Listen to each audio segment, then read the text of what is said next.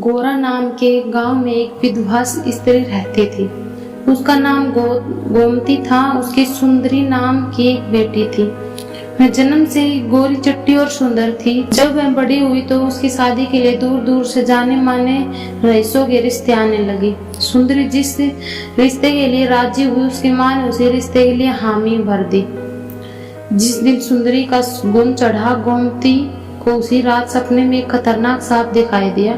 अब तो हर रात अब सपने में यही होता। वह नाग फन फैलाकर डसने के बजाय उसके पैरों में अपना फन रखता, उसे उसका वचन याद कराता। गोमती पसीना पसीना होकर डरी डरी सी उठ बैठती। माँ की यह हाल देखकर सुंदरी माँ से उसका हाल पूछती तो गोमती बहाना बना दिया करती थी।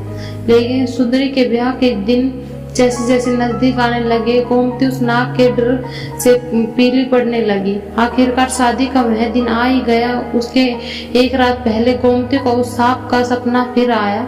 सपने में सांप चेतावनी दे रहा था कि यदि सुंदरी का ब्याह किसी और से हुआ तो मैं सुंदरी को शादी से पहले ही डस लूंगा। अब तो गोमती और भी डर गई थी। उसे एक पुरानी बात याद आ गई। असल में सुंदरी जब गर्भ में थी तो गोमती को इमली खाने का लगा हुआ था। आए दिन वह नदी के किनारे लगे हुए इमली के पेड़ से इमली को तोड़ कर ले आया करती थी। एक दिन जब गोमती इमली तोड़ने गई तो एक सांप उसे पैरों में कुंडली बनाकर लिपट गया। वह भयभीत होकर वहीं जमीन पर गिर पड़ी। शाम का समय था। दूर दूर तक उसे बचाने वाला कोई नहीं था। वह सांप मनुष्य के स्वर में बोलने लगा, माँ डर मत, मैं तुझे डसूंगा नहीं। तू बस मुझे यही वचन दे कि तेरी जो कन्या होगी तू मेरा ब्याह उससे कराएगी। गोमती बेचारी मरती क्या ना करती। वह अपनी जान बचाने के लिए उस सांप की शर्त को मान लिया और उससे अपनी होने वाली बेटी का ब्याह कराने का वचन दे दिया। 3 महीने बीतने के बाद गोमती ने सुंदरी को जन्म दिया तो वह सांप फिर गोमती के पास आया और उसे उसका वचन याद दिलाया। दिन बीतते गए और सुंदरी 15 साल की हो गई। वह बहुत ही निडर थी, जिसे उसके पिता रघुनाथ एक निडर सैनिक थे। सुंदरी और पिता के साथ नदी में तैरा करती थी। इस दौरान वह सांप भी सुंदरी के साथ पानी में तैरता रहता था, परंतु उसने कभी भी सुंदरी को काटने का प्रयास नहीं किया। उस सांप से सुंदरी को भी डर नहीं लगता था। लेकिन पिछले साल सुंदरी के पिता गुजर गए। पिछले साल मूसलाधार बारिश की वजह से नदी में भीषण बाढ़ आई। उस बाढ़ में रघुनाथ ने कई लोगों की जान बचाई, लेकिन खुद प्रचंड नदी के प्रभाव से समा गया। गांव वाले रघुनाथ के उस परोपकार को नहीं भूल रहे थे। सब उसकी बेटी की शादी में बढ़ चढ़कर हाथ बटाने के होड़ में लगे हुए थे। रघुनाथ के न रहने पर गोमती के नदी किनारे के खेत की देखभाल गांव के दूसरे किसान को दे रखे थे। वह स्वयं न तो कभी उधर जाती थी और न ही सुंदरी को जाने देती थी।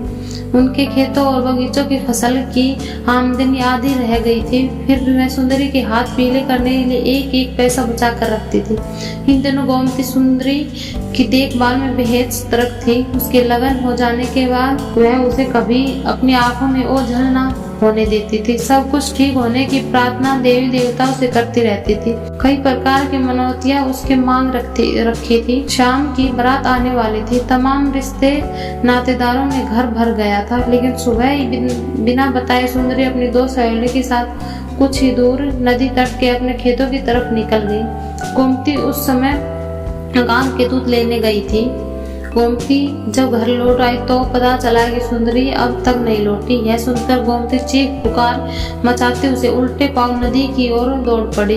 गांव के तमाम लोग उस दुखिया माँ की गुहार पर उसके पीछे दौड़ते भागते उस नदी के किनारे पहुंचे तो वहाँ विचित्र सा दृश्य था। एक काला भुजंग सुंदरी के गले में लिपटा हुआ था। सुंदरी अपने बचाव के लिए चीख पुकार रही थी। गोमती रोती हुई केवल यही कह रही थी, सुंदरी बेटी क्या करूं, तेरी माँ ने इमली के बदले कसम खाई थी। कई साहसी तैराक नदी में कूदे भी, लेकिन उस भयानक सांप की पुकार से डरकर वह सुंदरी तक नहीं पहुंच पाए। नदी के इस पार भीषण कोहराम मचा हुआ था। सांप सुंदरी और मझधार के गहरे पानी में खींचे ले जा रहा था। देखते ही देखते सुंदरी उस नदी के गहरे पानी में डूब गई। लेकिन अचानक एक सुंदर सा लड़का सुंदरी को पानी में खींचकर बाहर ले आया। नजदीक आने पर लोगों ने ध्यान से देखा कि सुंदरी के गले में लिपटा हुआ वह सांप कहीं अदृश्य हो गया था। घाट पर पहुंचते ही कुछ लोग सुंदरी को होश मिलाने का उपचार करने लगे। कुछ लोग हैरान थे कि वह अजनबी युवक कौन था, उस गहरे पानी में अचानक वह कहां से आया। किसी ने भी उसे नदी में कूदते हुए नहीं देखा।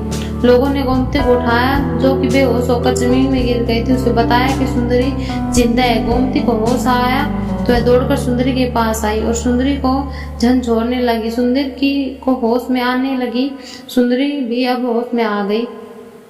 तब गांव वालों ने गांव की कुलदेवी का जयकारा करने लगे। सुंदरी की जान बचाने वाले युवक को कुछ नौजवानों ने अपने कंधे में बैठा लिया, उसका जय जयकार करने लगे। हालांकि वैसे युवक को देखकर सभी हैरान थे। वह एक अजनबी युवक था जो अचानक से नदी में सुंदरी को बचाते हुए बाहर लाया था। लोगों ने उससे पूछा कि तुम कौन हो। तब युवक ने गांव वालों को बताया कि मैं एक तपस्वी के श्राप से सांप के रूप में बन गया था। आज मैं उस श्राप से मुक्त हुआ हूँ। बहुत समय पहले मैं एक जंगल में अपने 2 साथियों के साथ शिकार पर गया था। मैं बूढ़ा तपस्वी वहाँ एक वट वृक्ष के नीचे तपस्या कर रहा था। पशु पक्षियों के हाहाकार से जैसे ही उसके नेत्र खुले, मैं उसके सामने ही था। मेरा तीर जिस हिरण को लगा वह उस तपस्वी के पास ही दम तोड़ रहा था। तपस्वी ने क्रोध से मुझे श्राप दे दिया। उस तरह तपस्वी ने कहा कि मैं बेजुबान प्राणियों का वध कर रहा हूँ, जबकि प्रकृति के खाने के लिए फल फूल साग सब्जियां और अनाज के भंडार दिए हैं। उस तपस्वी ने मुझे मानव का सबसे बड़ा कलंक कहा। मैं उस तपस्वी के पैरों में गिर गया और क्षमा याचना करने लगा। तब उन्होंने श्राप में मुक्त होने के लिए मुझे उपाय बताया कि मेरी पूर्व पत्नी जब एक युवती के रूप में मेरे पास आएगी और मैं उसे जैसे स्पर्श करूंगा, मैं श्राप मुक्त हो जाऊंगा। यह सुंदरी नामक की युवती कोई नहीं, मेरे पूर्व जन्म की पत्नी है और इसके स्पर्श से ही मैं श्राप मुक्त हुआ हूँ।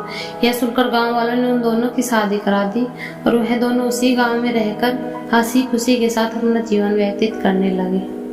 दोस्तों, मेरी कहानी पसंद आई हो तो प्लीज चैनल को सब्सक्राइब करें।